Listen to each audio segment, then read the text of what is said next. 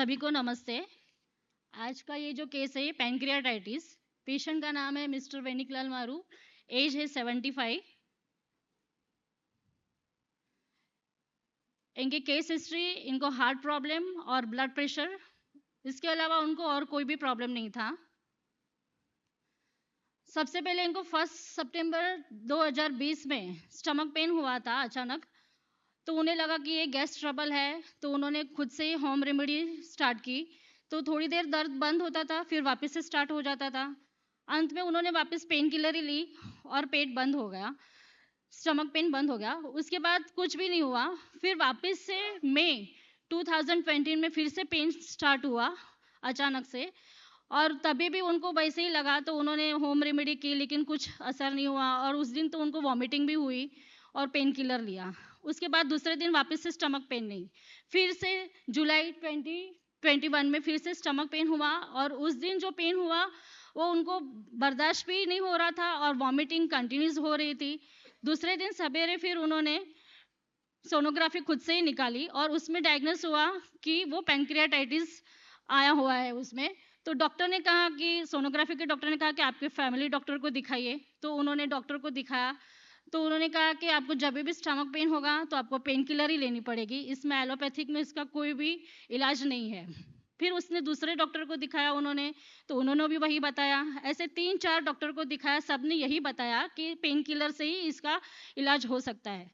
बाद में अंधेरी ईस्ट में एक डॉक्टर संजीव खन्ना है, बड़े गैस्ट्रोलॉजिस्ट है, तो उनको उन्होंने दिखाया। तो उन्होंने भी यही डायग्नोस किया कि ये पैनक्रियाटाइटिस है, और उन्होंने भी पेन किलर लिख के दिया। और उन्होंने दूसरे बहुत सारे ब्लड टेस्ट लिख के दिए थे। एक मिनट, ये उनका क्लिनिक का है जो उन्होंने ब्लड टेस्ट लिख के दिए थे। तो उन्होंने कहा था आप सिर्फ एम्प्टी स्टमक सवेरे आ जाना और आपको ब्लड टेस्ट यहाँ पे करने पड़ेंगे। तो पेशेंट ने पूछा डॉक्टर को कि कौन से ब्लड टेस्ट है, तो उन्होंने बोला आप टेंशन मत लीजिए, आप सिर्फ आ जाइए सवेरे, एम्प्टी स्टमक आ जाइए, यहाँ पे जो टीम है वो टेस्ट कर लेगी। तो कॉस्ट उसका बोला था उन्होंने कम से कम 20 से 25 हज़ार रुपये लगेंगे। टेस्ट कौन से थे वो नहीं बताए। तो फिर उन्होंने वो भी छोड़ दिया और फिर न्यूरोथेरेपी ट्रीटमेंट ही स्टार्ट की। ये इनका बिफोर रिपोर्ट है जिसमें लिखा है mildly bulky pancreas with calcification with suggestive chronic pancreatitis. अब व्हाट इज पेनक्रियाटाइटिस? पेनक्रियाटाइटिस क्या होता है? पेनक्रियास के ऊपर इन्फ्लेमेशन, उसे कहते हैं पेनक्रियाटाइटिस। स्वेलिंग हो जाती है पेनक्रियास के ऊपर। और क्रॉनिक पेनक्रियाटाइटिस जो ये रहता है, ये लॉन्ग टर्म एक प्रोग्रेसिव कंडीशन में ही रहता है, वो बढ़ता ही जाता है, उससे कम नहीं होता है। और साथ साथ में इसके जो पेनक्रियास है उसको डैमेज ही करता रहता है। और लंबे समय तक पेनक्रियास जब डैमेज होता है कई कारणों से, इंजरी से या बार बार डैमेज होने की वजह से, वो क्रॉनिक पेनक्रियाटाइटिस में चला जाता है। और उसकी वजह से वो पेनक्रियाटाइटिस के वो जो टिश्यू और ऊपर जो रहते हैं फाइब्रोसिस, वो सब हार्म होने लगते हैं, और उसकी वजह से हार्मोन्स, एंजाइम्स वो सब बनना बंद हो जाता है। और उसको ठीक करने कई साल लग जाते हैं। लंबे समय तक स्वेलिंग रहने से ये पेनक्रियास क्रॉनिक पेनक्रियाटाइटिस में चला जाता है।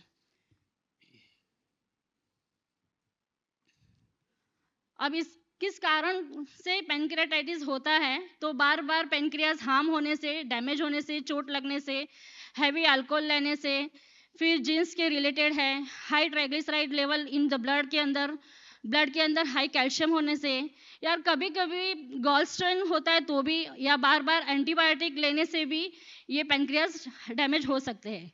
और कई बार पेनक्रियाटाइटिस किस कारण से होता है वो पता नहीं चलता है, तो उसे इडियोपैथिक पेनक्रियाटाइटिस कहते हैं।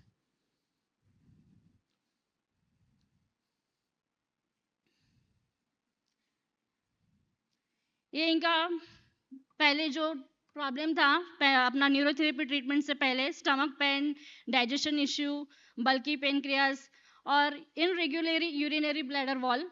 और आफ्टर ट्रीटमेंट के बाद ये पेन रिलीफ हुआ, डाइजेशन ठीक हुआ, नॉर्मल हुआ पेनक्रियास, और ब्लैडर वॉल भी रेगुलर हो गया।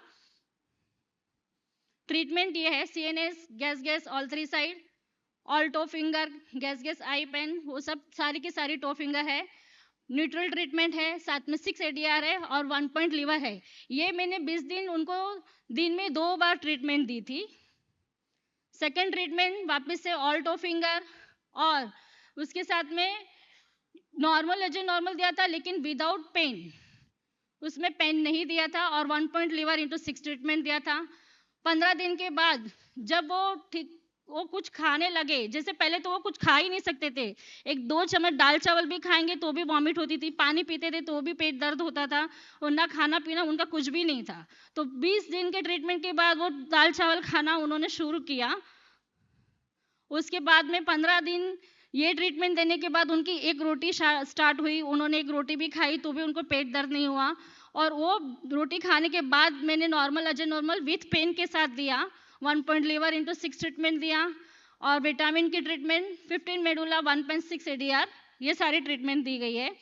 और 3 महीने के बाद ऑल UDF वाटर न्यूगल ये ट्रीटमेंट दी गई है, और हर 15 दिन में उनको किडनी क्लियर की ट्रीटमेंट दी है। और ये ट्रीटमेंट के लॉजिक है, CNS gas help to stomach pain relief, good digestion, all toe finger stomach pain relief, neutral treatment metabolism और डाइजेशन के लिए, ADR इन्फ्लेमेशन निकालने के लिए, 1 पॉइंट लीवर तो इन्फेक्शन और इन्फ्लेमेशन दोनों में काम आता है, और नॉर्मल एज नॉर्मल वो भी मेटाबॉलिज्म और डाइजेशन ठीक करने के लिए, डाइजेशन इंप्रूवमेंट करने के लिए, विटामिन वे भी मेटाबॉलिज्म डेफिशिएंसी, न्यूट्रिशन और डाइजेशन, और वीकनेस ऑफ नर्व की जो वीकनेस रहती है वो दूर करने के लिए यही सारी ट्रीटमेंट दी गई है। 15 मेडोल एसिटिलकोलाइन, 1 पेन सिर्फ mild stimulation of pancreas, all EDF digestion improvement, और वाटर न्यूगल डाइजेशन इंप्रूवमेंट, और न्यू सेल न्यू टिश्यू बनने के लिए ये ट्रीटमेंट सारी दी गई है।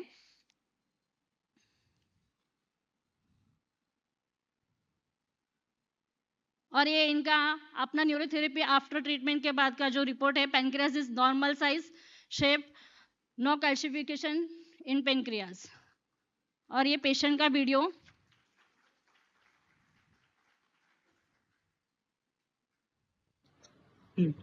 I'm Maniklal Maru, age 75, and I was having a pain in stomach, and vomiting was there, and gas trouble was constipation was there. These all troubles started. So I consulted doctor, and he suggested for the sonography. After sonography report, it was found that severe pancreatitis was there, and for that reason, doctor suggested me painkillers, and these tablets I started taking by a week. But suddenly, neurotherapist Swati Maru I met, and she told that I will cure this thing. So I went for the neurotherapy treatment, and she gave me the treatment, and after 2 months I was able to eat, and vomiting was stopped, and everything I started eating. This thing is happened due to neurotherapy and Swati Maru, which she gave the treatment, which was the best treatment, and she started giving me that only. And now, after 4 years, I'm able to eat anything.